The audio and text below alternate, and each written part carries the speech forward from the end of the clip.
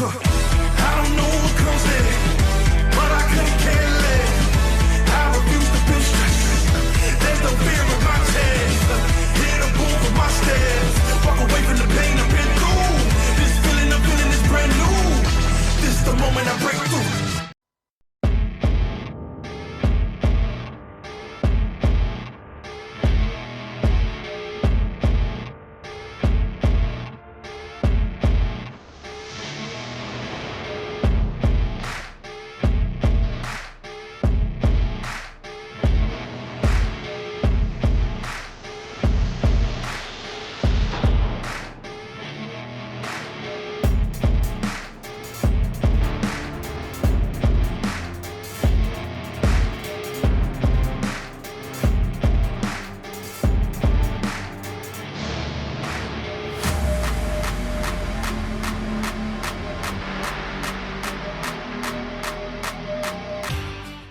Hey, welcome to the very first episode of Inside EPW. I'm Gene Jackson, and each episode we're going to be taking you inside the promotion of EPW Wrestling. We'll bring you interviews, news, results, discussion, all things related to EPW. You can catch it right here each and every episode. And one of the things I'm going to be doing is communicating with different correspondents that are at EPW shows. They're there, they're watching, they're interviewing folks. And our top correspondent is none other than Roman McPeak. And I just had a conversation with Roman, and I want to air that right now. Let's go right now to my conversation with Roman McPeak and find out what he's going to be bringing to the table right here as a correspondent of Inside EPW. Hey, we're back here on Inside EPW, and I'm happy to welcome right now one of our correspondents here on the show that you're going to be seeing and hearing a lot of in the near future. Everybody, I want you to meet Mr. Roman McPeak. Roman, how you doing, man? I'm doing pretty good. Thank you for having me on here, being a part of this. I'm real excited about it. Yeah, man, like you were one of the top, independent wrestling content creators out there. I mean, I know you don't just do independents, but you've branched out. We were talking before we started recording. You've kind of branched out into that, and I really enjoy your content, and you're starting to get quite a reach, man. You've got a lot of followers on social media, on YouTube. So I don't know, man. Tell us a little bit about about your fandom. Like, where does you being a fan of professional wrestling originally start? What's your earliest memory? Oh man, my earliest memory is probably I was born in '93, so one of the earliest things I remember, I want to say it was like maybe WrestleMania 13 like ad on TV. Right. Or maybe it was 13 or 14, but it was like Stone Cold and Bret Hart and like The Undertaker and all them. And it was like fire and brimstone and stuff. And I was looking at it. I was thinking that was just so cool. And then I like started watching it. Like my dad and everybody was watching it. And I started loving Stone Cold. And like he was my favorite. And then I just like kind of kept following it through high school. Like Stone Cold, Eddie Guerrero, Jeff Hardy, the Hardy Boys. A lot of them were ones that like I really like stuck to and I really liked. And I kind of got out of it as I got older, like out of high school, and I kind of came back to it, and then it led me to like start making content about it and talking about it. Man, that's a good point to jump on. I mean, there's a lot of people who will tell you that their favorite match in history is Bret Hart and Steve Austin at WrestleMania 13, and of course, that match got one of the first wrestling match to get put into the Hall of Fame. So. Yeah, that's a good one to jump in on. Double turn, rarely in wrestling have people been able to pull off double turns like that, but that was done to perfection. And so, that's cool. So what in more recent times inspired you to be like, I like this stuff, but I want to make content about it. I want to get on the internet. I want to talk about it. What got you going on that? Kind of that post-COVID like boom and social media. Everybody's wanting to be a content creator. I kind of stepped away from like not really watching wrestling regularly got back into it, like the Bloodline story with Roman Reigns and all them kind of drew me back in. And then, you know, like my wife and sister-in-law and all them were like, you need to look on TikTok. Like I saw people talking about wrestling on TikTok, and I was like, I'm not downloading that. Like I'm never gonna use this. And I finally get on there, and then I'm seeing people, and then you know I'm just like, these are just regular people, just like me, just fans. I was like, I'll just start making videos. So started just talking about Raw or SmackDown, and then branched into doing like little skits and things I thought were funny, all the way to now where I'm pursuing interviews and I'm watching EPW and reacting to that. And, you know, I'm trying to, you know, have a dialogue with other people about independent wrestling and talking to all these different wrestlers, trying to set up interviews and just getting to know them, getting their name out there as much as I can.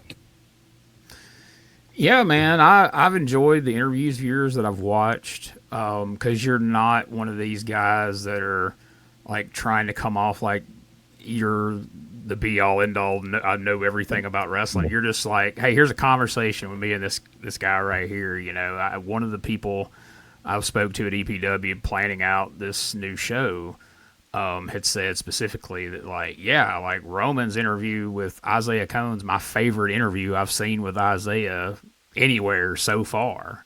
And I was like, that's cool. I'm like, we're gonna run that on the show, and I'll make sure and tell Roman that. So what you're doing's working, man. That's something that I've enjoyed with that. Like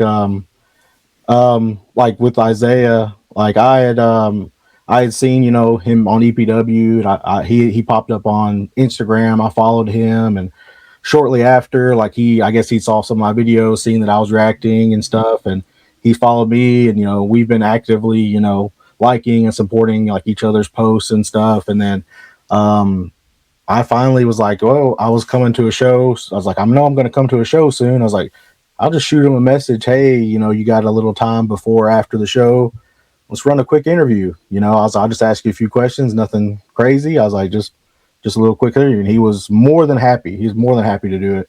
And that's the one thing that has honestly been great. I've had people ask me, like, how do you get some of these guys to talk to you, do interviews, and what are they really like? You know, do they really want to do it? And pretty much everybody I've talked to at EPW, more than happy to do it. They were like, yeah, let's do it. So Isiah was great. I talked to him, you know, off camera too. He was a really nice guy. And, you know, pretty much all of them I've talked to have been really great. Yeah, man, they got it. EPW is one of the best locker rooms I've ever been a part of. Everybody's real supportive of each other, really cool. They're all just trying to learn and get better. And so opportunities like talking to guys, you know, like you and you know, like me, and one of the reasons I'm creating this show is, you know, when you've got television, there's only so much time in each episode, and the promo can only be so long, and we can only tell so much of this story. And so guys, you know, you may get ring time, you may get opportunities to go to this show over here and that show over there on a Friday night and different things. But there's not a lot of opportunities these days to get a chance to talk, both to get comfortable talking, to tell your story, and develop that aspect of your game. So most of those guys are more than happy. And, you know, somebody comes up and says, hey, do you want to talk?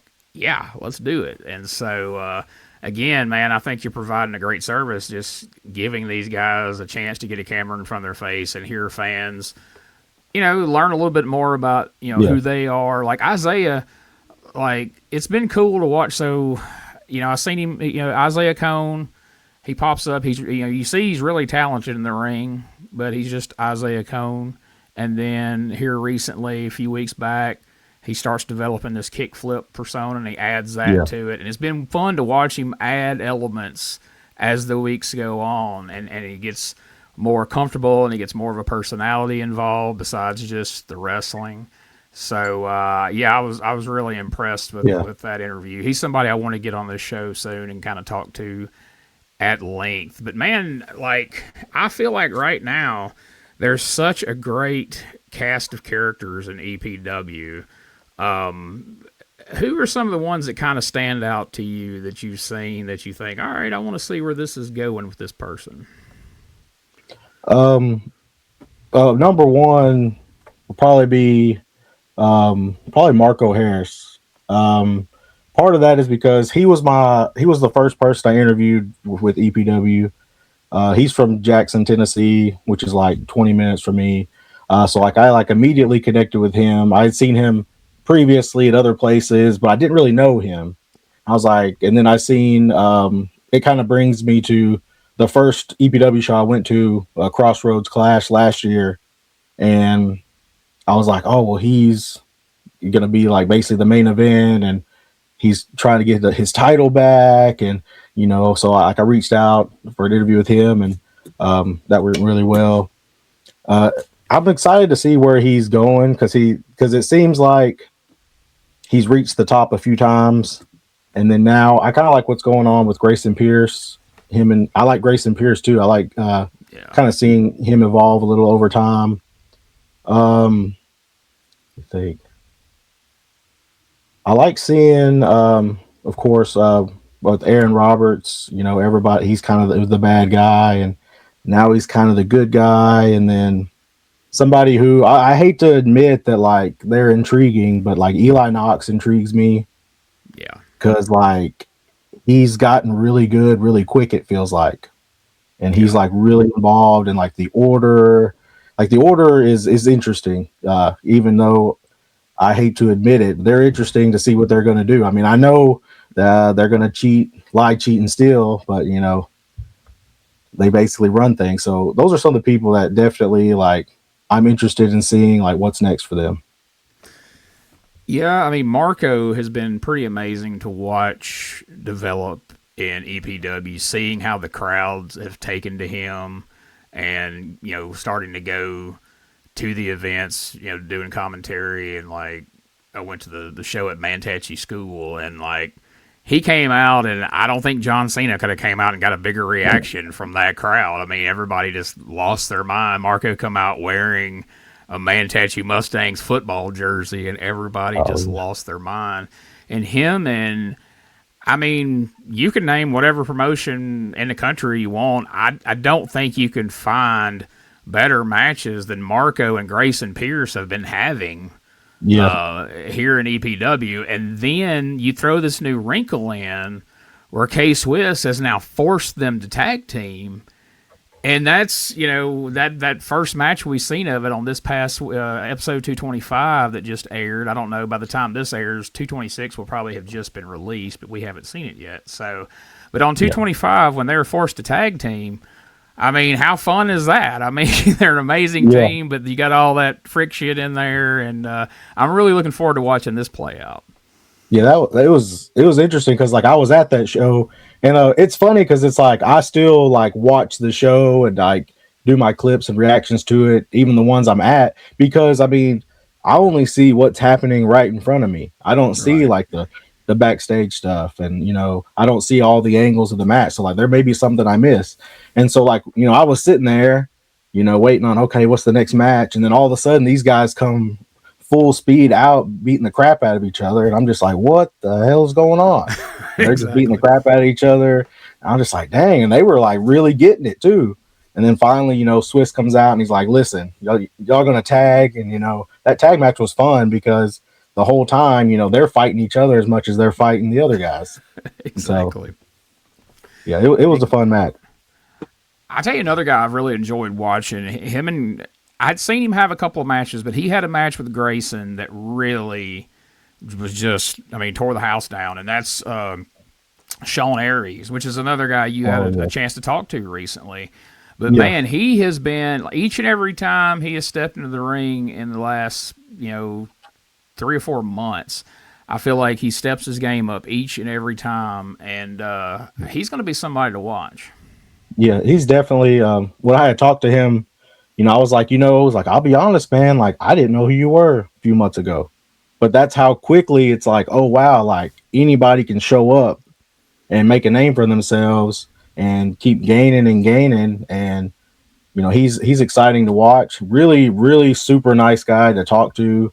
Every time I've seen, it's crazy. I've seen him at like 3 or 4 shows now in different places, and then every time I see him, he's like, "Oh, hey, sir, how's it going?" And I'm just like, "You don't have to serve me. Like, Yeah. I'm only a couple years older than you." Like Yeah. he's so nice and courteous and like just great guy. So yeah, I enjoy watching him in the ring. Seems like a good dude outside too. Oh yeah, super humble, super respectful. I always enjoy talking with him in the locker room before and after the show, and I always tell him like, looking forward to see what you're gonna do out there tonight because there's no telling, you know. Like I said, him and Grayson had a match that was just, you know, unbelievable. But up and down the card, you know, you've got guys like Chuck Swann. You know, you interviewed him, and he's always fun to watch. He's had this a little bit of a thing going on with Elijah Owens, who has this streak of falling into victory. Yeah, I was like, I was trying to put into words like what it is. It's just like the luckiest streak. I mean, I don't know, like literally falling into wins. Like he's just like he don't even know he's won until he comes back to, and he's like, "Oh, I won." It's like, yeah, you won again, dude. You won. Yeah, man, that's fun watching him and seeing how that's developing. And you know, the women's division, I think that EPW has one of the best, strongest women divisions of any promotion out there. There's a lot of solid matches going on there. What did you think about when we talked about Eli Knox, and he's been a great Apex champion. He's very entertaining. What did you think about when Diana Taylor stepped up to him and challenged him for the title? That was a fun match. I mean, yeah, it was a really fun match. I was as confused as the Order. I was like, okay, what's she coming out? Because I mean, I didn't know. I mean, I don't know. Yeah. And she's saying, well, it's actually intergender title, and I'm like, oh, okay. I was like, maybe we're about to get a match, next week or something. And it's like, oh wait, no, we get a match right now. It's like, okay, yeah, let's go. And then they put on a good show. DDT, great performer. Watched her in Memphis and EPW and stuff, and always a good match. Always a good promo when she comes out and talks and everything.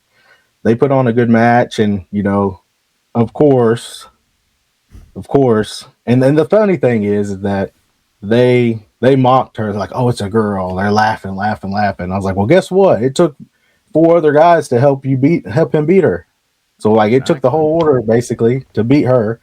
And so like really, hopefully there's a rematch or there's something happening. I don't know, because I just know what happens in the show, Right. That's what, when I talk about it, like I have clips, like I'll know some of what's going to happen on the next episode, but not everything, just because I was there. But like shows I'm not there, I have no idea what's happening. So, well, I won't spoil it, but this next set of tapings, Eli came out, threw down a challenge, and there's something fun that comes out of that. That I hope on announcing, we had a lot of fun with, and it was just wait till everybody sees it. Like I say, I won't do any spoilers on this show, but it's don't spoil it for me. Yeah. So you follow Memphis, you follow EPW. What did you think about Hollywood Jimmy coming out from behind the announce table and getting into managing here in EPW? Because he's managed in Mississippi for ever in 3 days, and it was kind of odd for so long to see him kind of play the. I mean, he would make cracks at people and he would defend the heels here and there, but still, it wasn't the Jimmy we're used to seeing. It wasn't the Jimmy you saw in Memphis. How did you feel as a viewer and a fan about Jimmy getting back into managing? Well, when I seen him leave the commentary desk, I thought, oh, somebody dropped a Twinkie somewhere. But no, like it was a bit shocking because I was like, okay, because like his role has been kind of defined, when he's at Memphis, he's got his manager role. When he's in EPW, he's just commentating. Because as far as I've known, I started watching around Crossroads Clash last year, EPW. Right.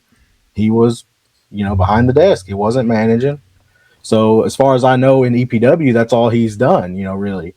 And so seeing him come out and align with the Order and basically lining up all the titles for them, it, as much as I hate to give him any credit, but like he knows what he's doing. He picked his spot, didn't he? I mean, he goes from commentator to managing every champion except the women's champion in one night. Yeah. So Yeah, so I He, mean, if he sees this, he'll, because I had a little back and forth with him on Facebook the other day. I always try to give him a little hell anytime I see him post something. well, But yeah, he'll always bite. You throw something out there, he'll bite once he sees it. especially Snickers, Twinkies, things like that. No doubt about it. No doubt about it. Yeah, so the we talked about the Apex champion. The Izzy Rotten and Ethan Ross won the tag team titles.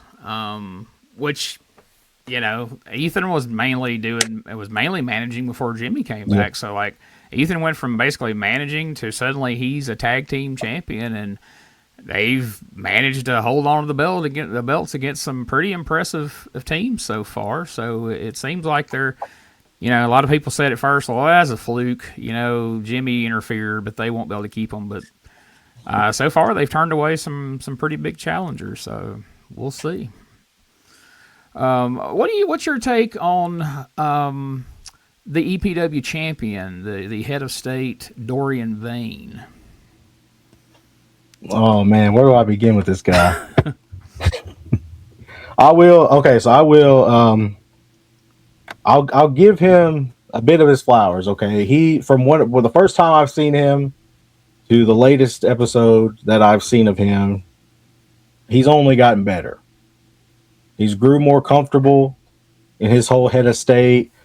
He did a promo a while back. I'm trying to think of when it was, maybe November-ish, when he was talking about, the orders taking over, and, that's, I was just like, whoa, like there, I was like, there it is. Like, that's it.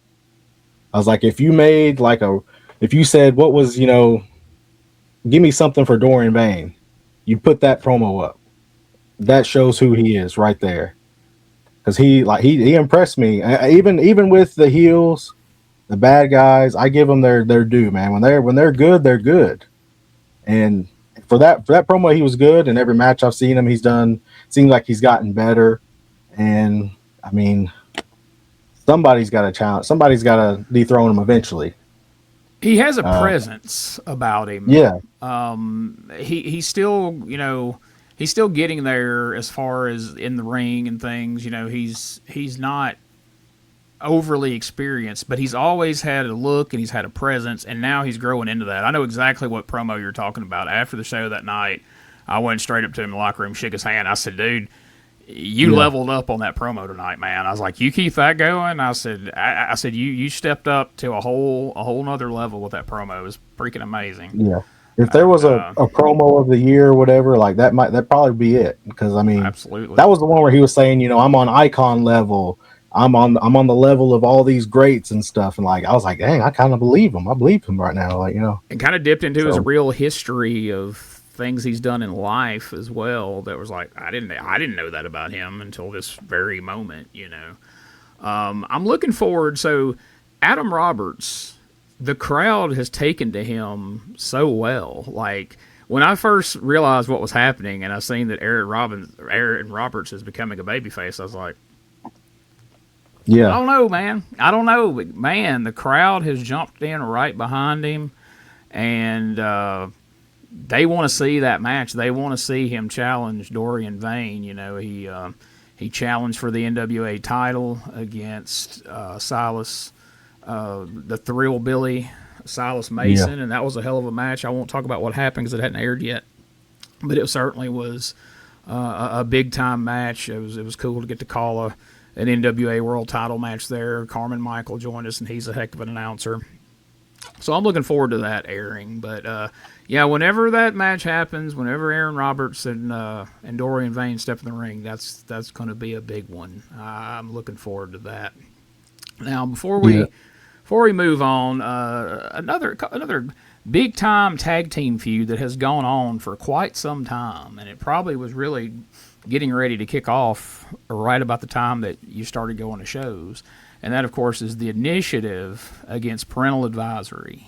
And, I did not see things going the way they have. The Initiative had manipulated Dakota Gage and Hunter Dabbs to the point that they've they've nearly been split apart. They're at each other's throats. So we don't know how much longer Parental Advisory will go on. What do you think about that feud? What you've seen of it and those two teams? Parental Advisory is one of those that they're interesting, kind of young guys, kind of a little bit of high flying. They were interesting to me, and then the initiative. I didn't know what to think of them when I first saw them. I was just like, oh, it's like I really don't know about these guys. Like I just don't know about them. And then watching them, and it's like okay, like like I'm seeing it more in ring. And then over time, like I'm seeing like the whole like everything about them. Like okay, like I get like they kind of got. It's like they got that like veteran presence, like they know what they're doing, they know what needs to be done, they know what to say, when and where. And watching them kind of feud with Parental Advisory is kind of that classic, like the veterans versus like the newer guys, trying to show them the way. But in the end, is the initiative really wanting to better Parental Advisory, or are they just wanting to take advantage of them and step on them on their way back to possibly tag team champs? Yeah, I literally they played their hand in the course of this feud and let it be known that, and most longtime fans knew that Tony Dabbs was their dad, but they didn't play it up at first. But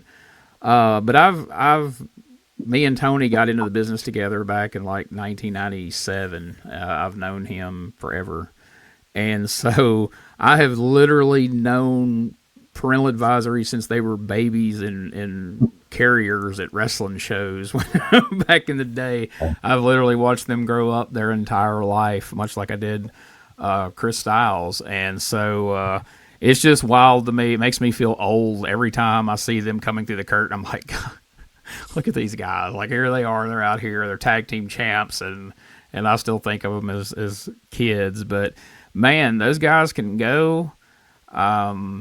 And, they've grown a lot during this feud with the initiative. I think the purpose has been served. I don't know if the initiative served themselves well, because when the feud started, Parental Advisory were tag champs, and now they're not the tag champs, but neither is the initiative. The Order have the tag belts, and the initiative's still fighting Parental Advisory. So something might have went sideways for them along the way, but it's certainly been entertaining to watch, and I'm looking forward to seeing it play out. There will be a lot coming up in the next few weeks on TV with that story as well. So stick around for that for sure. But you got any shows lined up? You got anybody in mind that you're going to be looking to talk to coming up soon?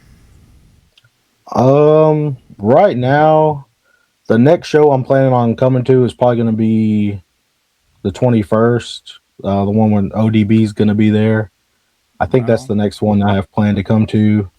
I was wanting to come to the one on the 7th, but I already have plans that weekend that I can't get out of. So that the 21st will be the next one. I'm pretty much 100% going to that one. As far as talking to people, I always want to talk to whoever's headlining or whatever. But as far as people I hadn't really talked to, I'd like to talk to more of the women there, because it seems like every time I go, all the dudes kind of like, hey, man, let's do a video and stuff. And it's like, I don't want to pester the women, and it's just like a lot of them, more of the guys are going to like hang around the merch tables and like hang around, talk to the fans. A lot of the women, I don't, for whatever reason, they don't really come out as much.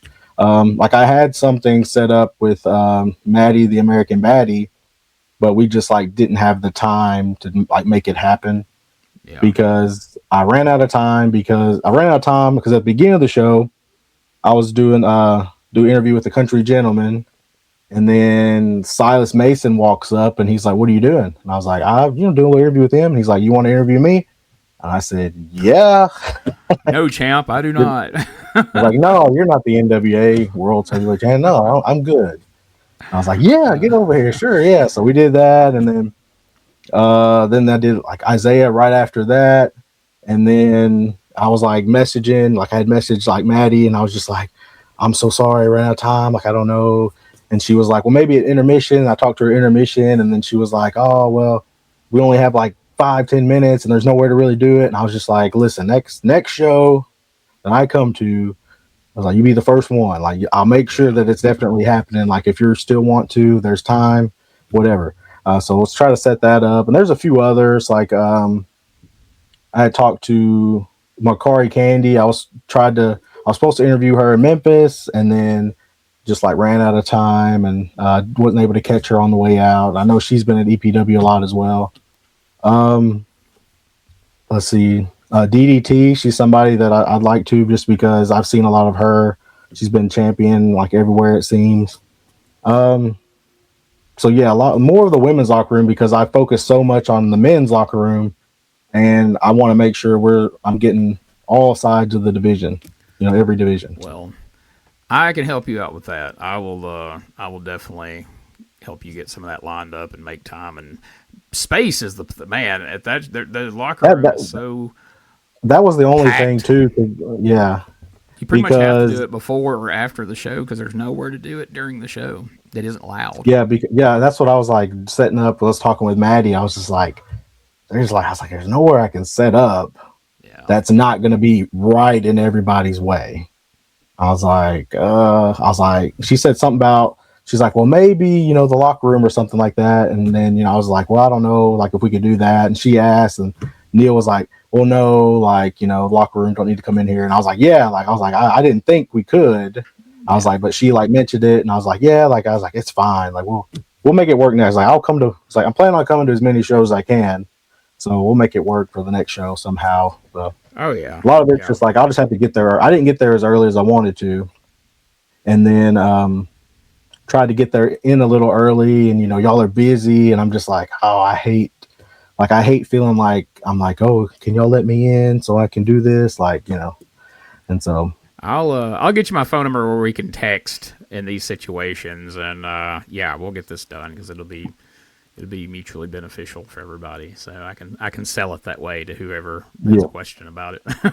So good, man. All right. Well, that's what I wanted to do, is kind of get on here and kind of touch base with you, let everybody know who you are. And so if folks want to see some of your content, your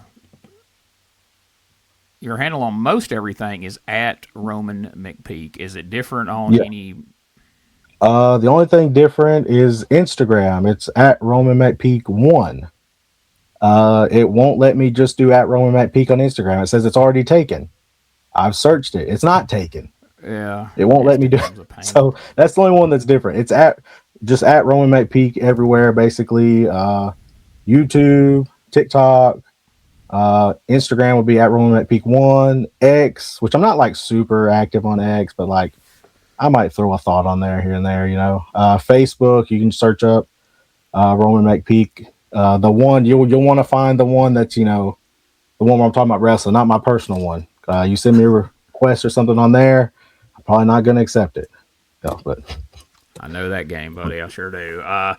Check out, because there's different content on there's things that is on his Facebook that's not on YouTube, and vice versa. And there's a lot of good clips of the recent episode of EPW there on Facebook. So check those out. I was trying to snag a couple of those to put on the show, and there wasn't any way for me to download them. So I may see if I can get you to send me a couple of those so I can actually play. I might send it to you, or I'm sure there's some setting in there that I can turn on. It's cool. I'm sure I can get you to email me one or something. Yeah. We'll plug them into this show just to give people a taste of it, so they can come see more over on your Facebook, your YouTube, TikTok. Go check out all of them. He's got some really there's informative stuff, there's fun stuff. Like you say, there's skits, there's interviews, there's a little bit of everything, and that's one of the things I like. I like variety. If you're a wrestling fan, you like variety. You know what I mean? Like, so that's why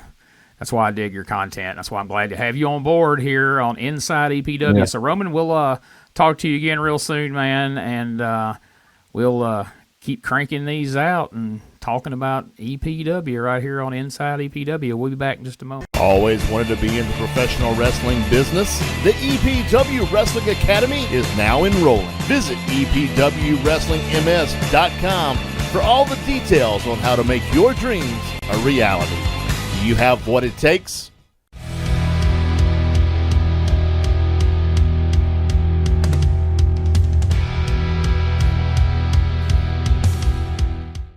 All right, there you heard my discussion with Roman. I'm excited to have him on board. And you heard us mention that he's been getting some great interviews with some of the stars of EPW. Right now, let's hear his recent conversation with Kickflip Isiah Cone. Roman here at EPW Wrestling in Mississippi. I'm here with the Kickflip Isiah Cone. And I got to know, it's 2026. Any New Year's resolutions, or do you believe in that? I'm wrestling anywhere I can. I'm going anywhere. I'm going everywhere. I'm just going to show up. I'm going to kick people's heads off. Simple, easy, straight to the point. I mean, that's what we like about it. So, Isiah, I kind of discovered you earlier this year, started watching EPW Wrestling. How long have you been wrestling? I've been wrestling a little bit over 3 years now. I was trained by Tom Pritchard like summer of 2022. Got trained by him, and then he sent me on my way. I've just been figuring it out since then. So you've been in for a couple years now. How much of Kickflip is really you that we see on TV and see in the ring? It's me. I got my first skateboard when I was like 6 years old. I'd like lay on my back and roll down the hill on it, you know what I mean? Because I couldn't stand on it. I got my first skateboard when I was 6, and then when I was like 12, I started skating a bunch. It became my whole teenage life. That's all I did. And a couple months ago, I kind of reconnected with that past part of myself and brought a lot more of who Isiah Cone is to wrestling. Yeah, it makes sense. It seems like it's always better when who you are out there is who you are, like kind of like who you really are, sort of. Like it seems like it works a lot better. So you've been a skater when you was a kid. You kind of reconnected. Did you ever play any like the skating like video games or anything? Skate 3, one of the best games ever. Skate 3 over Tony Hawk any day. I was more Tony Hawk, like Underground, but like I guess I grew out of it. After Tony Hawk, I just kind of grew out of it a little bit. But how have you felt about your development? Because I've seen you in EPW. I've seen you in a couple other promotions, maybe from last year to now starting this year. Is there things that you feel that you're doing really well? Maybe some things that you'd like to do better? For a while, like you try to figure out who you are as a wrestler, right? And you think you know yourself your entire life. But I feel like these past few months, I've really started to figure it out a little bit more, come into my own, figure out who I am, and, you know, being myself a little bit more of the confidence coming with it. I can do moves all day, but if I'm not confident, then I'm not confident, but I'm really starting to feel that confidence now. Well, you heard it from a confident Isiah Cone. Make sure you're following him on social media. Make sure you're following me. And you heard it here. Saturday, February 7th. EPW Wrestling presents the NWA star, Big Strong Mims. Tickets are moving fast. Get yours now at EPWWrestlingMS.com.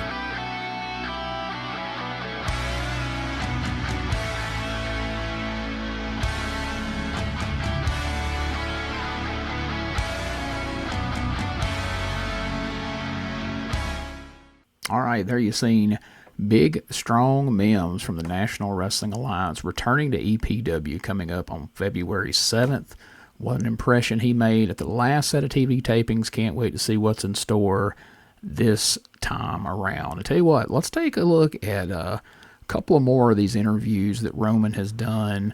Let's hear him talking to the Ember, Shawn Aries. Howdy, Roman McPeak here at EPW Wrestling in Mississippi. I'm with the Ember, Shawn Aries. Shawn, how are you doing tonight? I'm good, sir. I'm good. Tonight was a good night, so I feel great. First show of the year, 2026. New Year's resolutions. Is that a thing for you? New Year's resolution. I would say, yeah, you got to bring in the holidays right, you know. So tonight was a night to kick off the New Year's, APW. So, just tagging up with somebody that I never tagged up with before, and it seemed to work out. And, I hope to see them back. So, I enjoyed it. So I'll be honest, I watch EPW, I watch Memphis wrestling, a lot of stuff. Yes, sir. I just started seeing you kind of fairly recently. So how long have you been wrestling? So if right now is 6 months, I believe, coming back into the business. I'm 24 currently. I started when I was 15 training, stopped when I was 18. took a little hiatus and coming back since last year, July. So you took a hiatus, you came back, and I'll be honest, I mean, you would think you've been wrestling for a while, just watching some of your matches. Very natural in the ring from like what I've seen, very athletic. Is there anything you feel like you can improve on? It's always room for improvement. I never want to stop improving. I never want to think that I'm better than anyone just because, you know, you may come in with something natural. You know, I always want to keep improving, learning from other people. And, as far as that, man, you know, like improving, I want to always improve on whether it's in the ring, on the mic, whether it's connecting with the fans. You know, there's many ways to improve yourself. So I'm always trying to look for ways to improve myself and bring my brand out there. So, yes, sir. That's a good attitude to have. Would there be any advice that you'd give somebody kind of coming into the wrestling business and maybe they need a little advice, a little encouragement, maybe to get through some of that tough times when you first start out? I would say the biggest thing I would say is try new things. Never be afraid to go in there and try new things. People may sit there and tell you, oh, they don't like it, but you don't know what you can connect with the fans with. So always go in there and try new things. Never be afraid to be who you are. And try to always connect with the fans. Like they're the ones that drive this, you know, juggernaut, you know, so it's like we always try to find ways. What can we find ways to connect with the fans? So biggest thing is just try new things, you know, always try to improve yourself. Like we, you know. It's good advice. Well, you heard it from Shawn Aries himself. You heard it from me. Make sure you're following him on social media. If you're following me, you heard it here. Get ready as EPW Wrestling returns on Saturday, March 7th to Union Center for Fury in the 5th 2. For more information, go online to epwwrestlingms.com. Tell you what, one of the great long-running feuds here in EPW has been the Initiative, Jason Genesis and Trace Hunt, taking on Parental Advisory, Hunter Dabbs, and Dakota Gage. And man, those guys have been put through the ringer by the Initiative. And if you have not checked out episode 226 that just recently dropped, go check that episode out now and see the one-on-one grudge match that took place between Dakota Gage and Hunter Dabbs. Their father got involved. The Initiative got involved. It was a wild scene. But you know, this feud, like I said, it's been going for quite some time.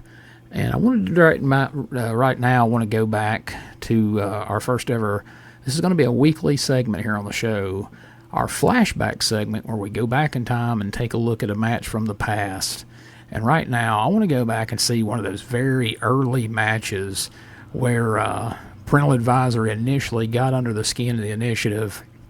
They stole their ring robes, came out dressed like them, and this is kind of where things went sideways between the Initiative and Parental Advisory. Let's watch that match right now. This is from December of 2024. That's how long this feud has been going.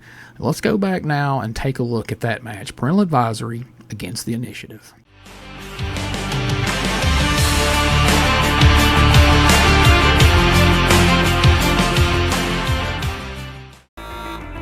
Ladies and gentlemen, the opening contest on EPW is Tag Team Competition. What? Look at this.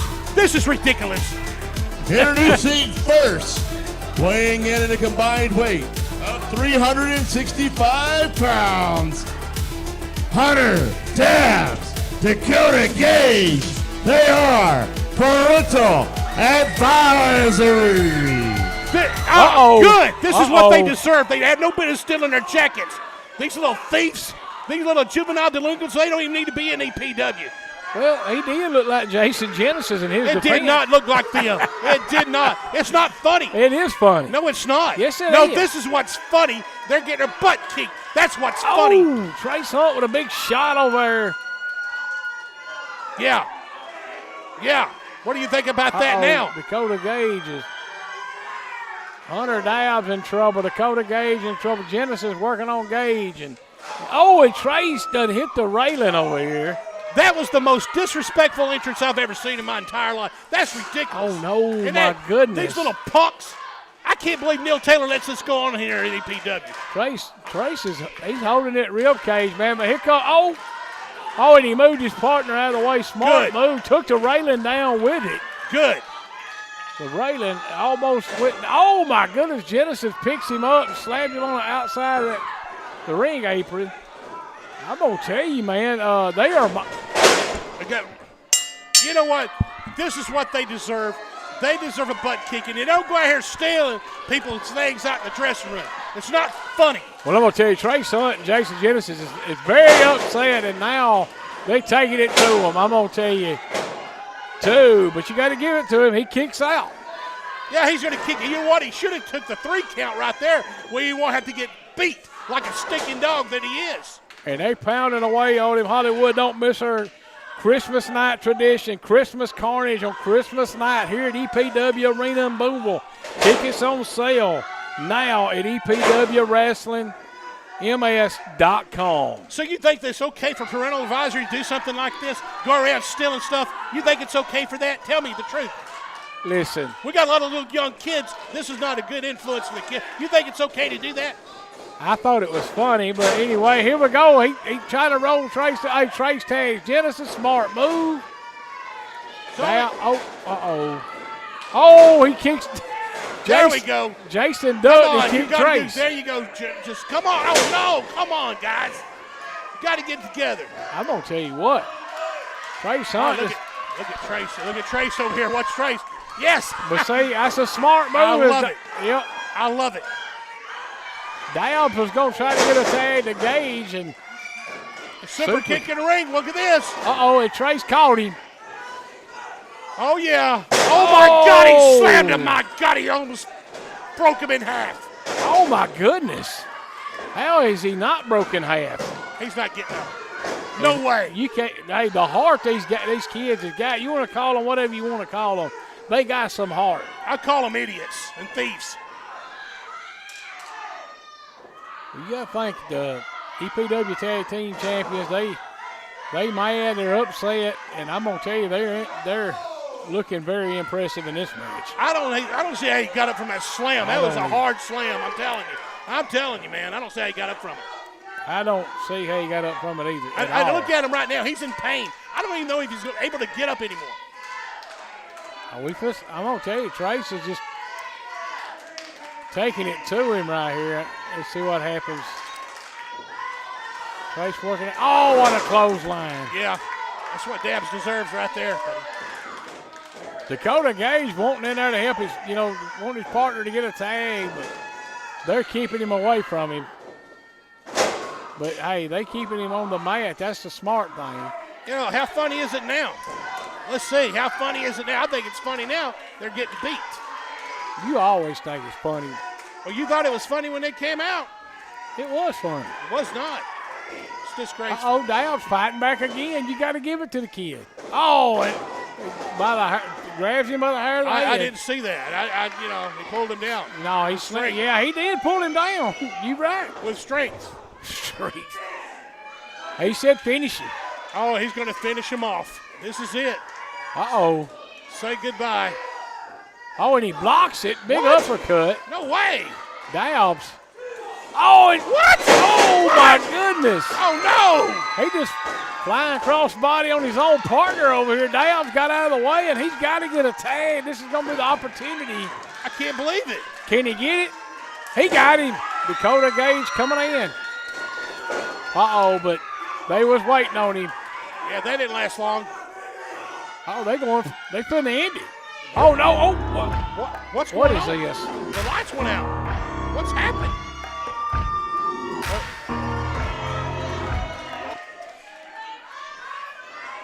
What? Oh, my goodness.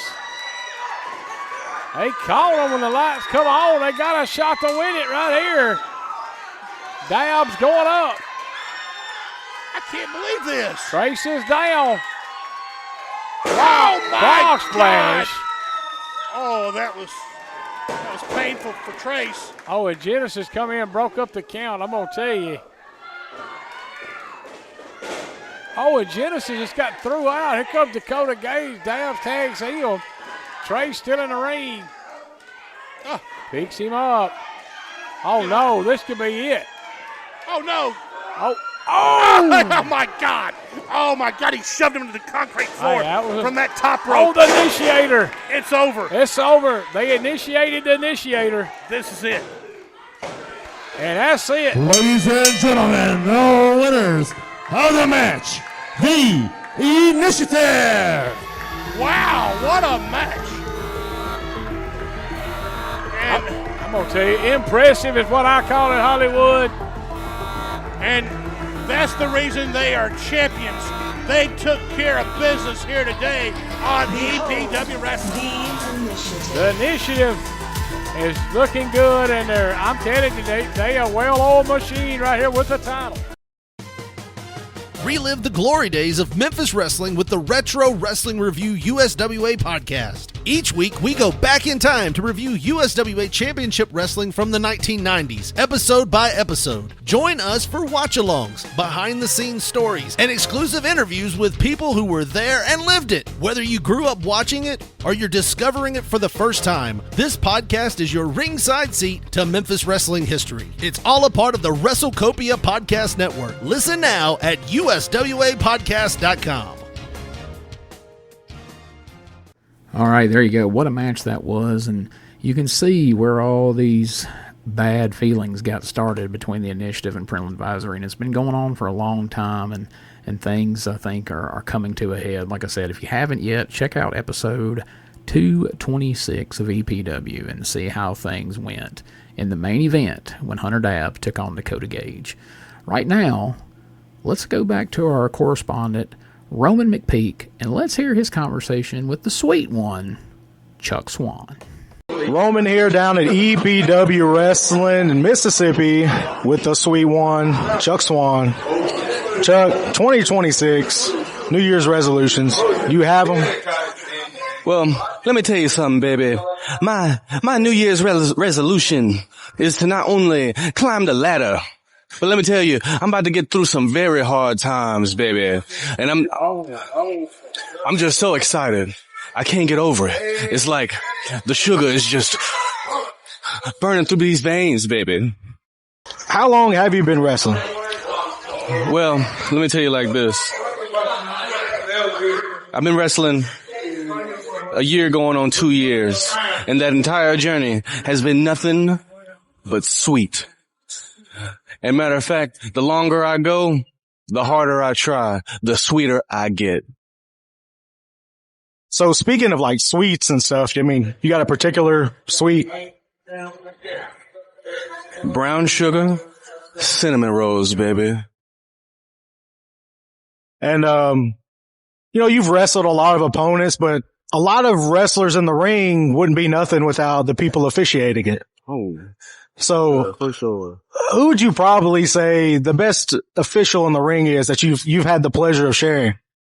Well, you know, there's a lot of great referees, but I gotta say the sweetest one. And matter of fact, let me just put it like this. He has the sweetest, and I mean the sweetest, the most delicate, the most drippiest 3 count in the business. It's gotta be Patrick O'Malley, baby. Okay, there you go. As far as somebody coming into the business, is there any advice you'd give them? For new people coming in, it's a learning curve. I will say that. It is definitely a learning curve. Just keep trying. Just keep trying. Do your best. You know, one thing might not work out. It don't mean it's the end. You get up, dust yourself off, baby. Sprinkle some different brown sugar. Everybody's got their own sugar, and it's up to them to find it. Well, you heard it from the sweet one, Chuck Swann. This is probably the sweetest interview I've done all year, and it's January. So make sure you are following him on social medias, following me, and you heard it here.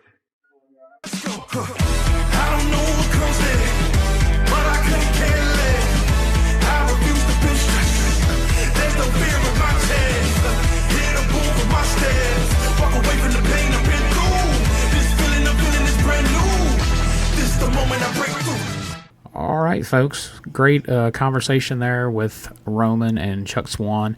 And like I said, each week we're going to be trying some different things, showing you some different things from EPW here, seeing what you like, seeing what you want to see more of, seeing what you want to see less of. But right now, to take this one home, I want to go to a conversation I had with the man himself, the promoter of EPW Wrestling, Neil Taylor. We're going to talk a little bit about all the great things that happened in EPW in 2025 and some pretty big things that are in store for 2026. And that's going to wrap it up for this week. And then we'll be back with episode 2 very soon. But right now, let's hear from Neil Taylor. Hey, we're back here on Inside EPW, and I am very happy to welcome to the show the man himself, the man behind the curtain, if you will, the promoter of EPW. It's Neil Taylor. Neil, how's it going, man? Man, I'm good, Gene. How are you doing tonight? I'm doing well. Excited to get on here and talk a little bit of EPW wrestling. I know you spend a lot of time talking about that, but I know you don't shy away from it. You're not going to want to change the subject, are you? It's my favorite subject. It's my life. EPW is my life. You see the poster? Oh, it's mirrored. Okay, in the background over there, Crossroads Clash. My office is half of EPW, so it's my life. It's EPW.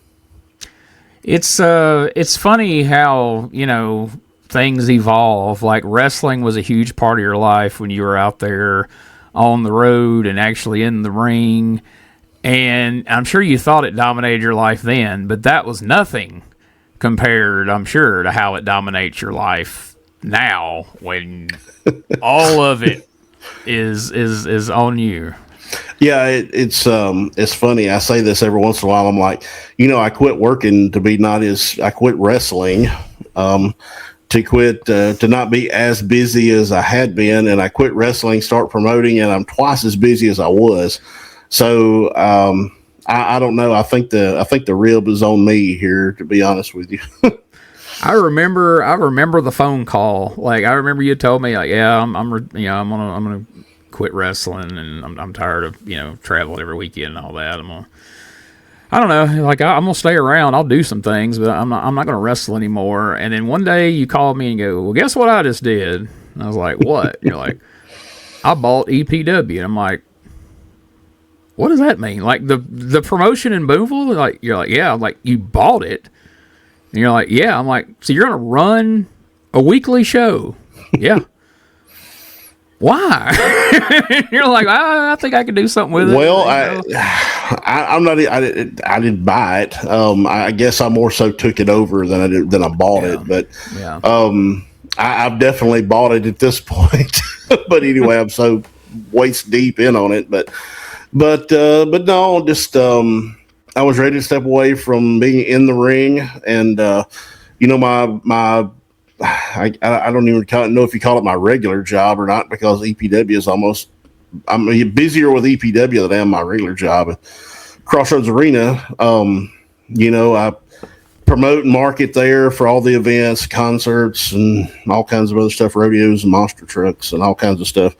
And I just really enjoyed it. And then it's like, okay, I should be able to merge these two worlds somehow. And why don't we promote wrestling? So that's what we did, and that's what we're doing. Some 8 years later, almost 8 years. It'll be 8 in October. That don't even seem real. No. 226 episodes in, I think, is what we're currently at. Yeah, 226 recently aired. 226 dropped today. Yeah, as we're recording this will be in a couple of days. But yeah, man, that's crazy when you say that out loud. 8 years.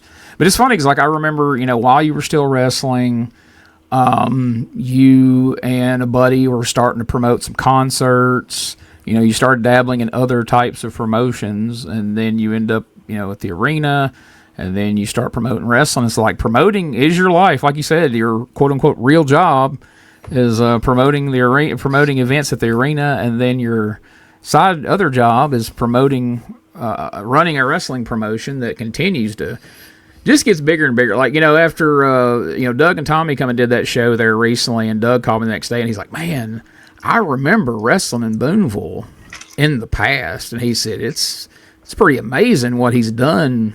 He's like, when we come out of that curtain, he said, you look around like, wow, that place has changed so much. And it really is. You can either, I was impressed when y'all first started TV how much it had changed since you first took over.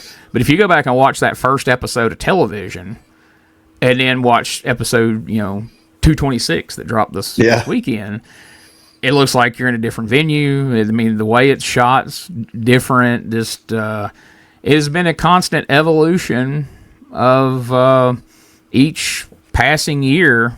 Those 8 years, it's evolved and it's gotten better and better and bigger and better. And, this past year's Crossroads Clash was the biggest one yet.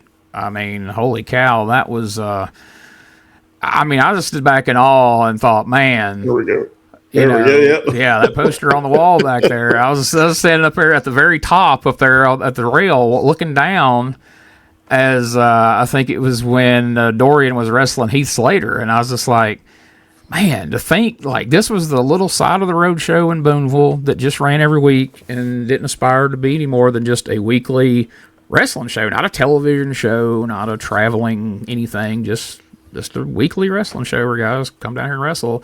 And here you've got the APA reunion out here that night. You got Enzo Amore and Ricky Morton and Doug, and I was like, this is just amazing what EPW has evolved into, and I'm excited to be a part of it, dude.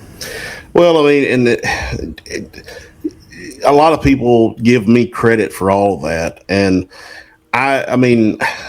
It's nothing I could have done by myself. We have, and I say this all the time, and I sincerely mean this, we have an incredible crew, from everybody that even works concessions to our production folks to our broadcast team. Who would have thought we'd had a broadcast team like we have? Yeah. I mean, we've got as many broadcasters as some people have talent. I mean,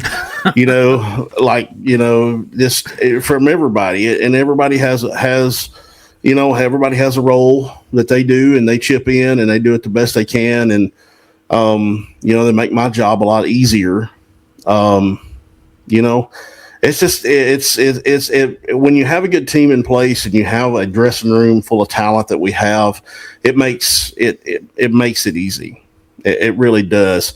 The hard part is kind of navigating, all these, you have so many shows now that are, back in mine in your day, dating us a little bit, you would have every little mud hole in the wall show in the world you were competing with. Well, everything now, it seems like, you don't have as many of those mud shows anymore. Everything is a solid show. So you really, people say they don't compete. Well, that's just bull. Everybody's competing with everybody. We're all wrestlers. We're all, if you come from that vein, you feel like you're competing with other people to some degree, and you are. You're competing for an audience in a sense. I have always tried to look at it as, if you have a core 100 fans, that you and 3 other shows are trying to argue over. Well, rather than us just arguing over 100 people, why don't we argue over 500 people? Why don't we get more people in that circle and grow the circle? Yeah. But it's that's kind of the challenge now. So it's like we're constantly having to top ourselves, and sometimes that's a good thing, sometimes that's a bad thing. Just to be honest.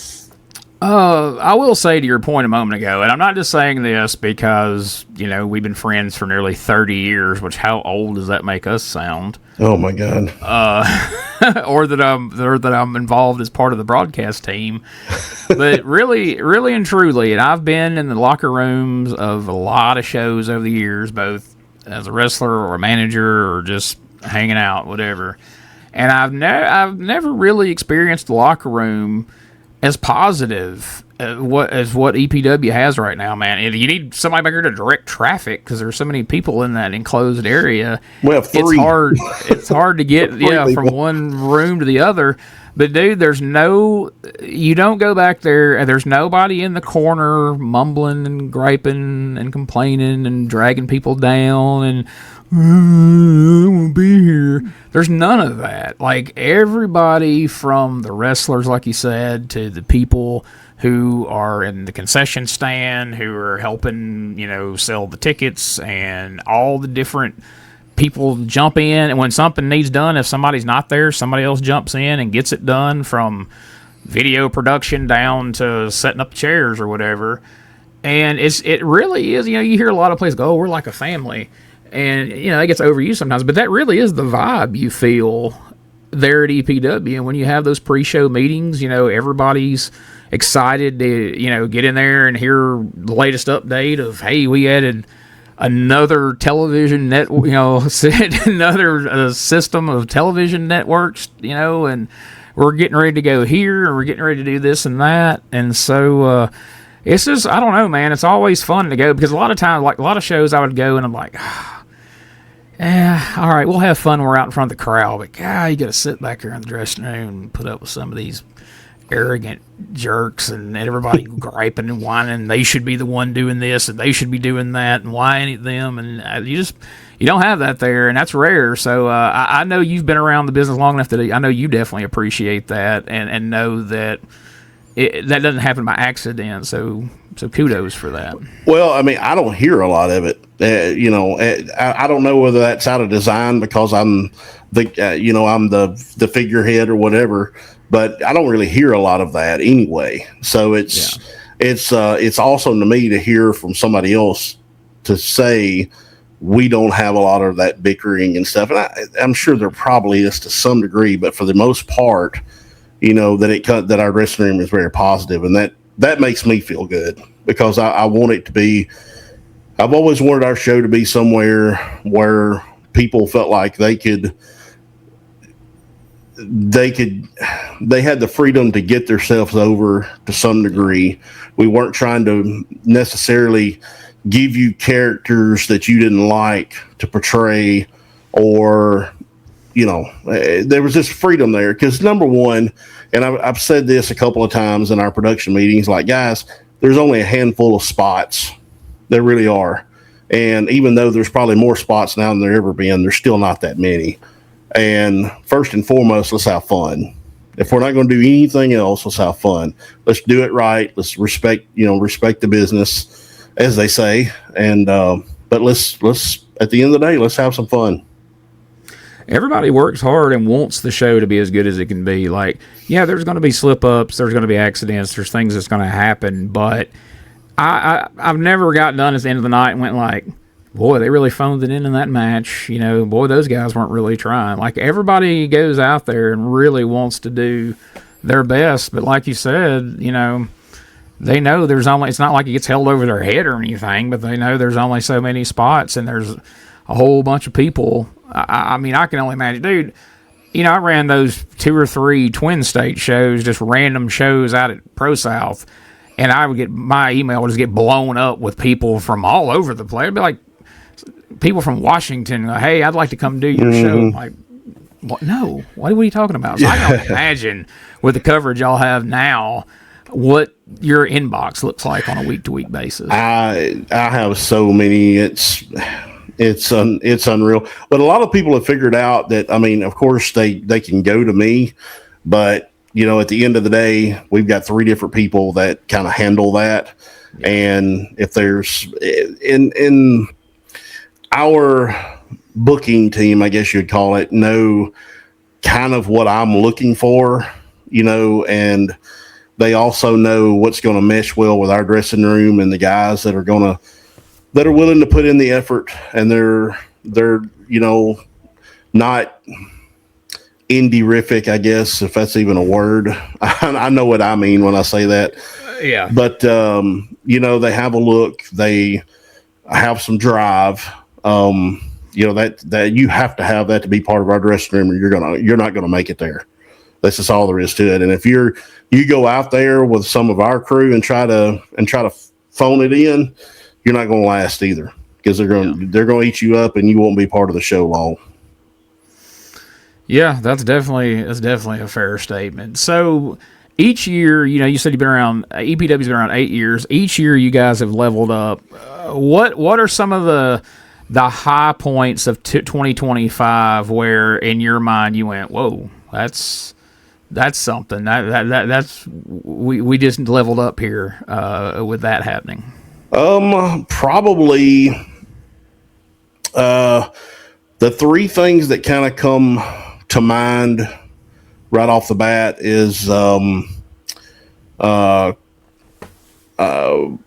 us working out a television deal with Gray Media to be on the Peachtree Sports Network out of Atlanta, and everything that entails. So that covers 2/3 of Georgia. And then in addition to that, our agreement with Gulf Coast Sports Network, which is huge. It covers Birmingham, Mobile, Pensacola, Destin, Panama, goes all the way down to Panama City, Biloxi, New Orleans, Baton Rouge. You can see everything there on the screen, all that stuff in red, which is huge. That's incredible. Yeah. I mean, that's a lot of territory. So for people watching this with us right now, some people are going to be listening, but if you're watching this, tell people where you start. Like, so when you guys got on TV, where on this map were you covered? The little blue area in the middle. So Tupelo, Starkville, Columbus, Louisville, Philadelphia. That space there, Hamilton, Alabama. I think Russellville, Alabama is part of that. Mm-hmm. Columbus, West Point, Starkville. So the little blue area there, my Mississippi, Saturday mornings at 11 o'clock. That's where we started. Well, actually, we initially started with a different station. We were on at 8:30 on Sunday mornings. And y'all were on between church services initially. Yeah, we were on in the middle of two different church services in the very beginning, which was kind of strategic to some degree. I just remember being a kid and my folks turning on church services on Sunday morning, and me being a kid, not caring anything about hearing that guy talk. And I wanted to watch cartoons or something, and then I stumbled upon All American Wrestling on USA Network, and that was right after WrestleMania 5, and I've been watching it ever since. So that was, I guess that was kind of strategic. I thought that we could pick up a younger viewing audience that way and maybe help, drive some ticket sales. And right there, for a North Mississippi wrestling promotion, that blue area you're looking at is impressive in and of itself. I remember when y'all got that, I was like, whoa, that's covering some ground in and of itself. And then now you start branching out. And I love this map here because it labels the different networks and then the different TV stations and everything.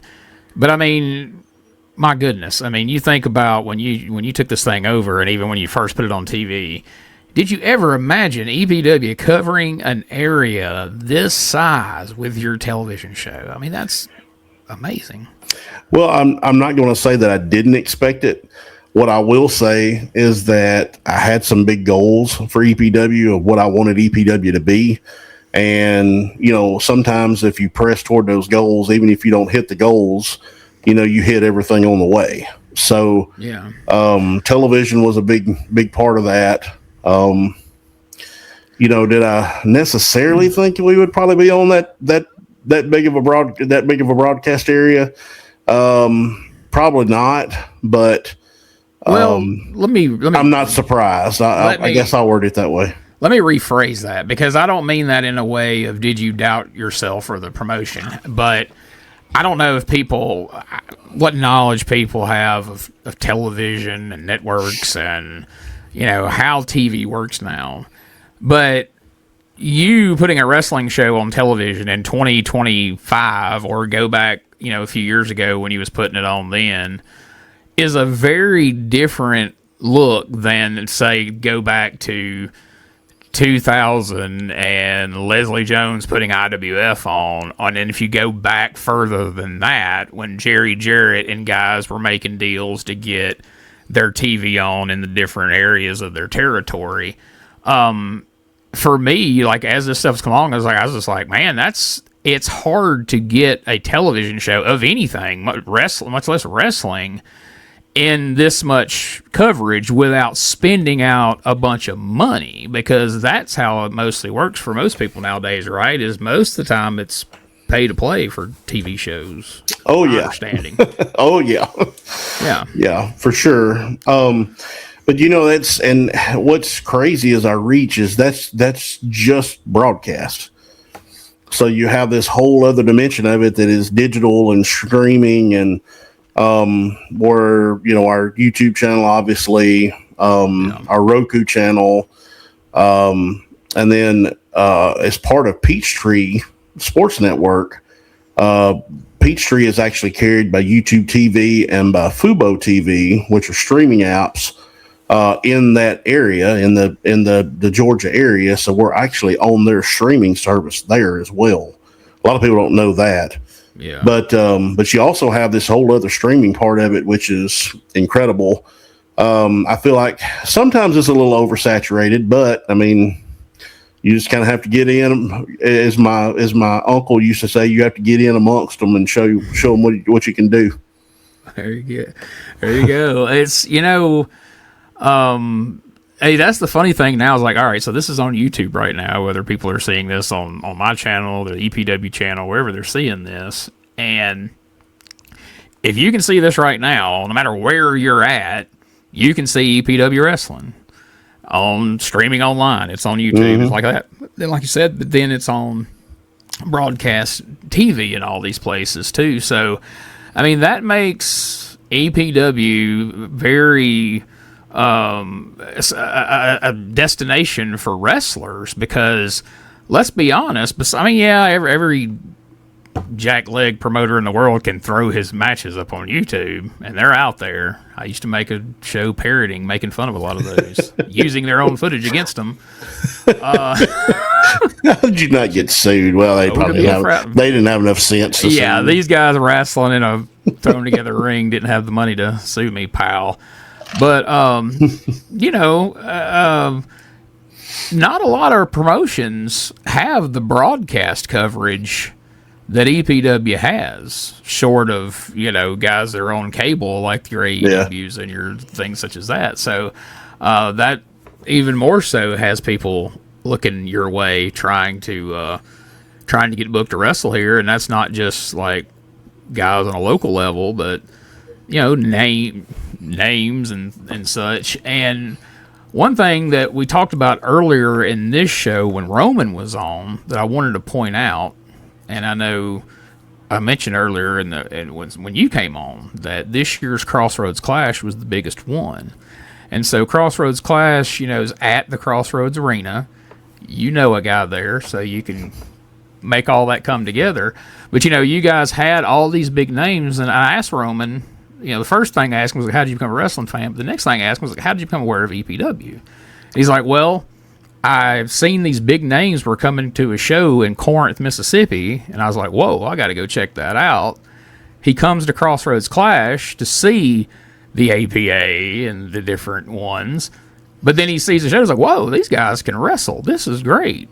And then he sticks around, and then he becomes a fan, and now he's a correspondent on the show. And that's what Crossroads Clash is all about. That's what, bringing these guys in is all about, because people come to see these names they know, but then they see, Kickflip or Dorian or whoever grabs them, and now they're coming back watching the show every week. And I think that's something that has served you guys really well. I know you've, you used to do like your live shows every week, and you would have people popping in.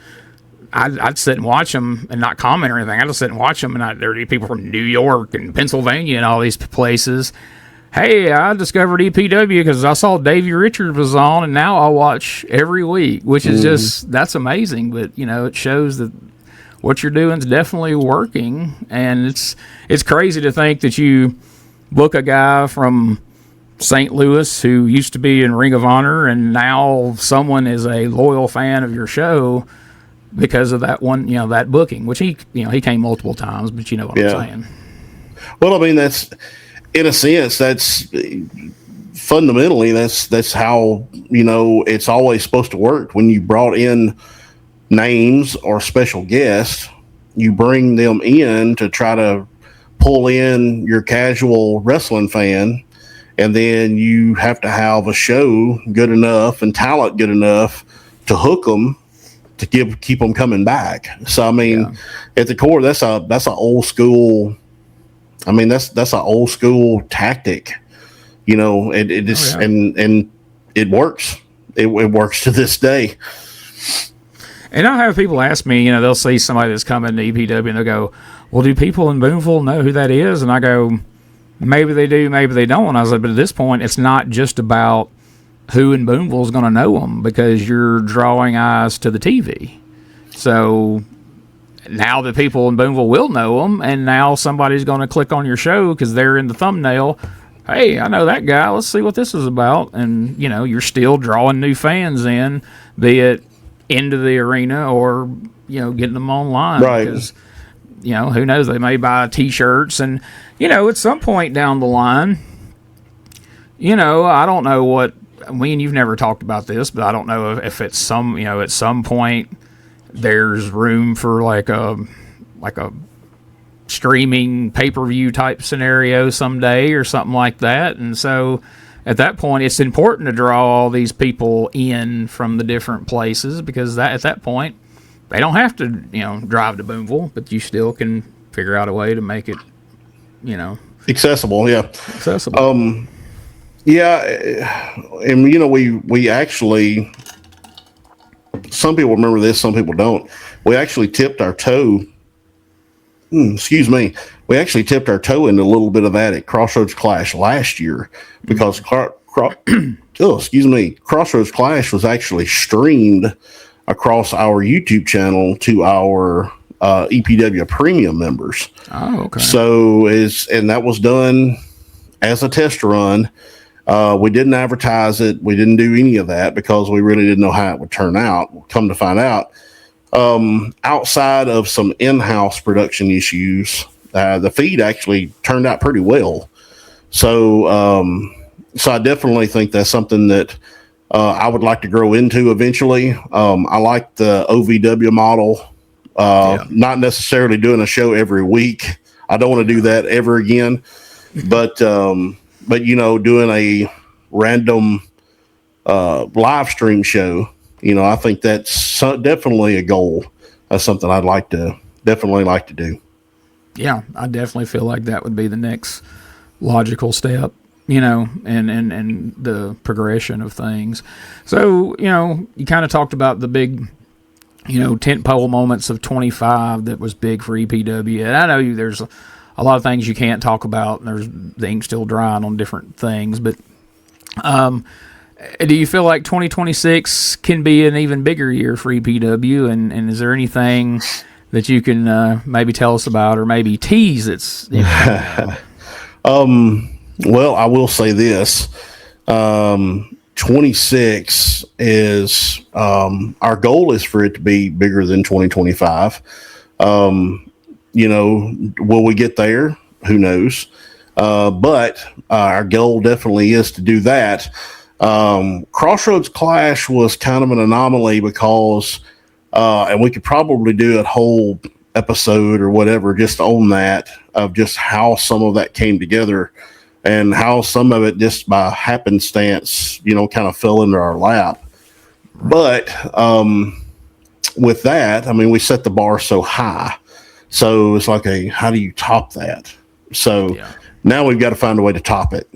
So anyway, so we're actually in the process of working on Crossroads Clash for this year, which will actually be Saturday, April the 11th.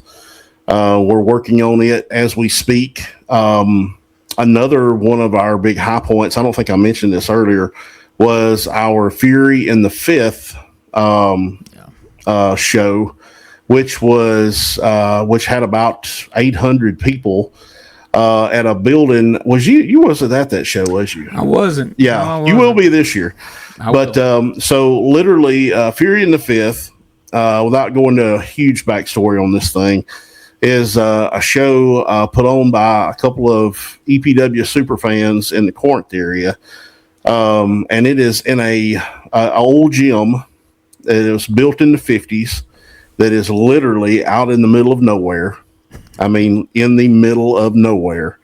The biggest problem we had with that show was trying to get people there, like our talent, like Scott Steiner and some of those guys that were actually trying to drive in. It was a pain trying to get them there. Yeah. But we turned this old 1950s gym into a pretty cool venue between our production, our video wall, and all that, the lighting and all that kind of stuff. So, and then we had Scott Steiner, we had Tom Latimer, we had Camille the day after the Queen of the Ring premiere. Wow. Like literally, she had just flown in from Los Angeles the night before. They were doing a red carpet for Queen of the Ring in LA, and we flew her to Memphis. Flew her into Memphis and then on to outskirts of Corinth. Downtown Bruno, Big Ben Bishop. Yeah, undisclosed location. So we're fixing to make some pretty big announcements over that. Maybe talent that has never been to this area, really. And I'm super excited about that. Matter of fact, we're probably going to announce that pretty soon. But, well, we've got to. But we're probably going to announce that maybe even as early as tomorrow as we're filming this, however. Yes. But, man, that show's going to be big this year. That show's definitely going to be big. So we've still got to figure out how to even top. So we got to top Fury with the Clash, and then we got to top the Clash from last year. So how do we do that? So that's what we're currently working on. I will say that this year our touring and our live event territory is we're looking to expand that quite a bit. We're actually looking to do a show on the coast this year. So we actually have some data that shows that we have a following on in the Biloxi, Pascagoula area, and looks like we may end up doing a live show there. We did a live show in Birmingham last year, the first time EPW has ever done a show in Alabama, which was hugely successful. So we're looking to definitely broaden our live event business this year. Yeah, I mean, that's the thing is when you've got this kind of a footprint, TV-wise, it starts opening some doors to potential, live events in new areas. So, yeah, I'm excited to see where all that takes us in the coming year. But, yeah, folks, I know we can't talk about it here, but I've heard some of the rumored names and things that's being worked on, and when he says it's going to be even bigger, he's not kidding. It's very exciting. I'm looking forward to this year's Fury in the Fifth and the next Crossroads Clash. I know a lot of you thinking, well, you can't top last year. Oh, they're working on it. Let me just say that they're working on it. If they don't, it ain't going to be because they didn't try. That's for sure. So I guarantee you, it won't be less than. I can promise you that.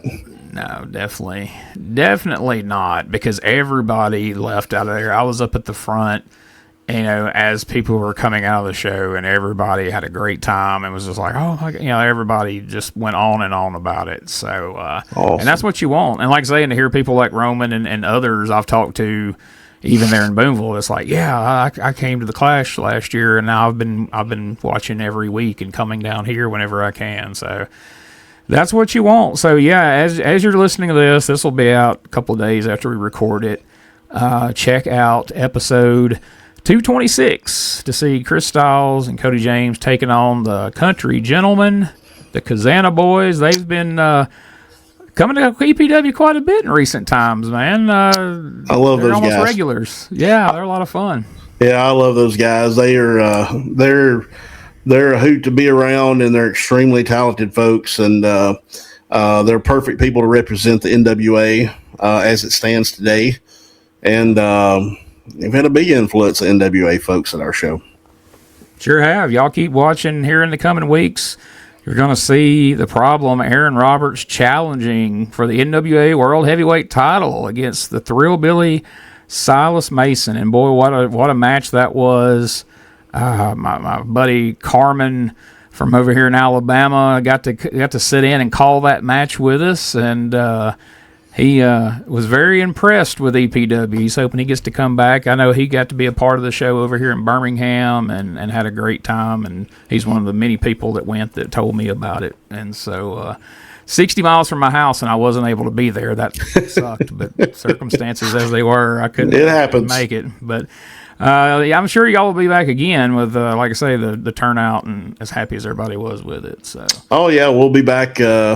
Matter of fact, we're slated right now to be back in Alabaster, which is just south of Birmingham, the weekend after the Clash. So we'll actually be back April 18th. That's the date right now that's floating around for it.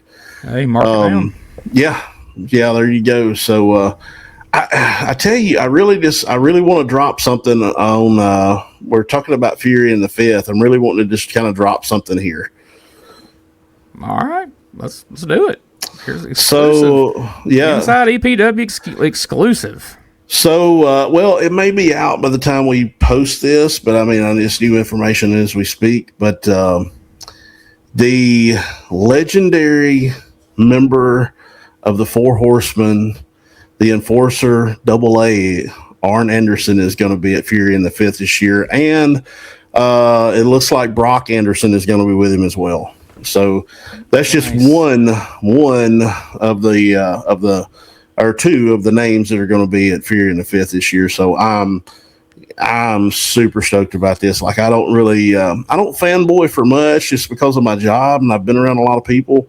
But, man, Arn was always one of my favorites, and he's going to be at Fury in the 5th this year. It's going to be exciting.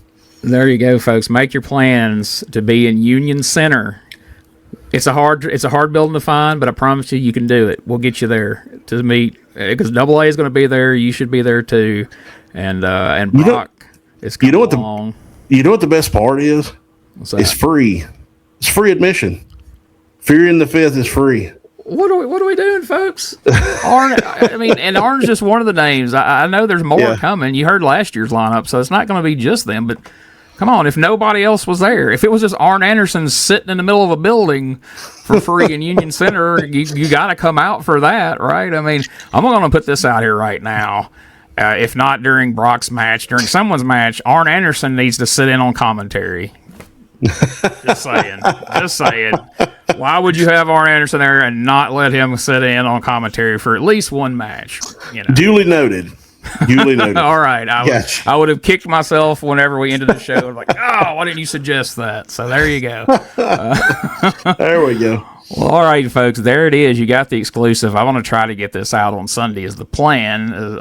So this may get out around the same time it gets announced. But thanks for putting that out here on Inside EPW, and thanks for spending some time with us, Neil, and kind of talking about everything that's gone on in the last year or so, kind of what's coming up in 2026. And you're going to be a regular here on the show. I'm going to have you sitting in.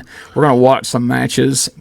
And speaking of the big event, Fury in the 5th too, next week on the show, I'm going to have you back, and we're going to watch a match from that event. And over the course of the next couple of shows, we're going to watch a couple of matches from that event.